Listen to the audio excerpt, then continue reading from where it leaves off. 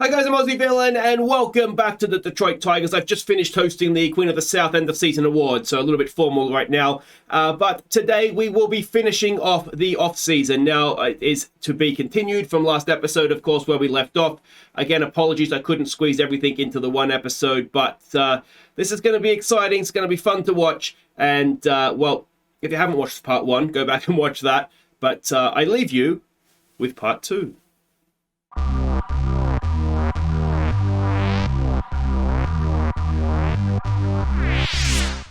Hi Oakland, it's Aussie Villain. I'm good, thanks, good, but look, I really do need you to help me out here. See, I was kind of bargaining on signing Iglesias off of free agency, and I know, 19 million, it's absolutely ridiculous. But anyway, I need a shortstop, and I was kind of hoping that, who do you want?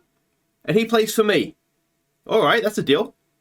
Okay, so we have done a trade. Off to the A's has gone Cody Clemens. I'll be honest, I did not know he played for us. So when this guy was who the A's wanted, or one of the options the A's wanted, I was more than happy to let him go. And this is our new shortstop.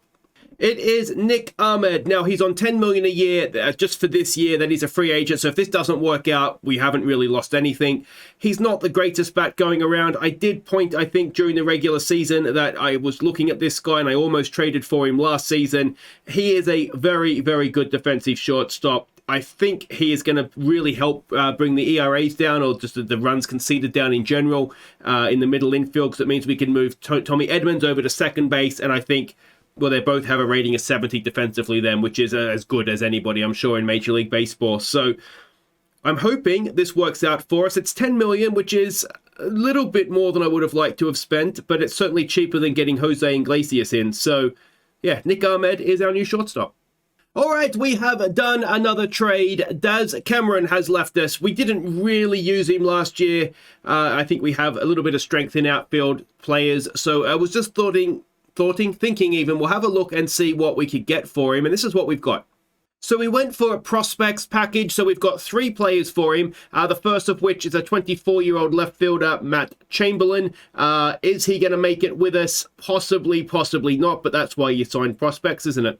The second one is maybe a slightly higher prospect in Yordan Pena. He's an 18-year-old, a little bit better, I think, there. He is every chance, I think, if he develops well, of actually getting into our Major League team.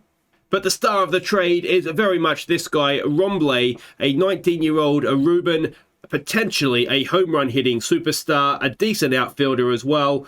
And I tell you what, I will take that chance of getting an all-star, really, let's be honest, over losing Daz Cameron any day of the week. So I think that's a very good trade for us. Obviously, only time will tell exactly how good it is, but I'm sitting here right now fairly pleased with myself.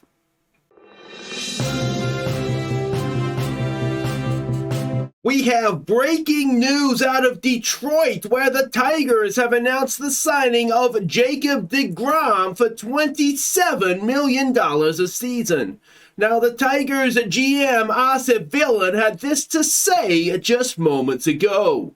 Oh, what a day. What a day. It's got to be the greatest day in Detroit's history.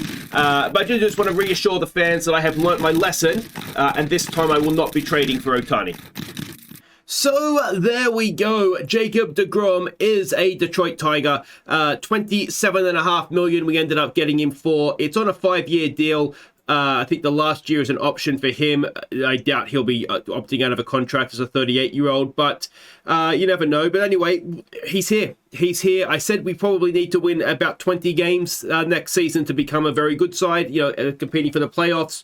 I mean, DeGrom could single-handedly do that for us, couldn't he? So really, really excited about this. I wanted to improve the starting rotation. I wanted to get a shortstop in. And honestly, we've done both those things. I mean, suddenly, if Rodriguez can get his act together, he's a ground ball pitcher. Hopefully, the better defensive shortstop second base combo will help with that. Peralta, if he can get his ERA into the 3s again, then that'll be nice. And then we have 2 more spots that are up for grabs that we'll sort out finally in spring training, or definitively, I should say. but we've got 3 starters who are or have historically been good. And if we have a look at, let's just go to this one here so we can sort of see a team. It's a little bit behind my head, I know, but you should be able to see over here. You know, Rogers as the catcher. I mean, he's a good catcher, maybe not the best hitter, but a good catcher. Torkelson, if he lives up to potential at first base, looks potentially quite good. Edmund at second base, again, 70 defense rating, should be quite good there for us. We go to Garcia at third base. Potentially, hopefully in spring training, he'll get himself up to 60 rated at third base. And again, a decent enough bat with room to improve. Only young too, only 22. Shortstop, we've now got Nick Ahmed. I mean, that defensive rating speaks for itself, so that's exciting. We go to the outfield. We're looking at Green in left field, not the strongest arm. So that's why I think he'll be out there. We could potentially just use him as a designated hitter and maybe not at left field. Center fielder right now is Badu. Now, there is an option. We could play him in left field, get a center fielder in. Reyes could potentially be that center fielder, though right now he's our best option at right field. And then Austin Meadows as the designated hitter. Now, I mean, he'll be in the team somewhere. The question maybe is, does he play left field? Do we move Reyes into center field? Yeah, anyway, we can play around with the outfield. That's what we have right now. We probably want maybe somebody. I don't know who yet. We probably want an extra body in here, don't we? Although we do lose a place on the roster. So we've only got 1 place left on the active roster. So I'll have to have a think about exactly what we do. But I'm starting to get excited. I think we definitely have an extra 20 wins in this side. Maybe even more. Who knows? All right, it is Rule 5 draft time. Now, before we get to that, I just wanted to catch you up a little bit on how we're looking off the field here, the finances and that. We've effectively maxed out what we have to spend. Now, the reason for that is I put a bunch of money into player development. We've got a few decent prospects at the club, so I figured let's spend the money to try and get them through. We don't have a massive budget anyway. I think we're one of the smaller ones, aren't we? Yeah, so if we're going to compete, we need to be bringing through our own players and getting them, so they're cheaper, basically. So that's what we've done. Hopefully that'll pay long-term dividends for us. But right now, as I say, it is time for the Rule 5 draft. Now, I've had a quick look. We draft second. There is 1 player of interest. And if we sort by potential, it's the top guy here. It's Jacob Amaya. Now, he is a decent second baseman, an okay shortstop, and not a bad hitter. So I think what we might do is look if we can snap him up. He'll have to be in the major league side, obviously, for this season. And then what I think we will do is we'll just drop one of the other players down into AAA for the season. Ronnie Mauricio, he's quite good, isn't he? I don't think he wouldn't be in. Wouldn't want to be stuck with having him in our team all season. So let's go. And he wasn't picked up by the Pirates, so I think we will pick him up, and that'll be all we need to do.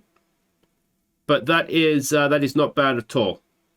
There we go. We've got Amaya into our side. He will stay there, obviously, for the season now. And Castro, we might. What's he looking like for protection? So he's got 2 option years left. So he's 29. I wonder if we even just look to trade him. But we might even send him to AAA, and then he's always available to come back if needed. But yeah, I think Amaya he's a nice little addition, isn't he? So very happy with that.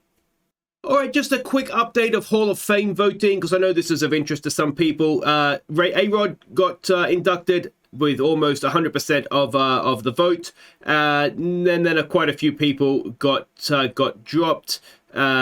There's all the lists there. If you want to have a longer look, hopefully you could pause and maybe give it a zoom to see if you're on a phone.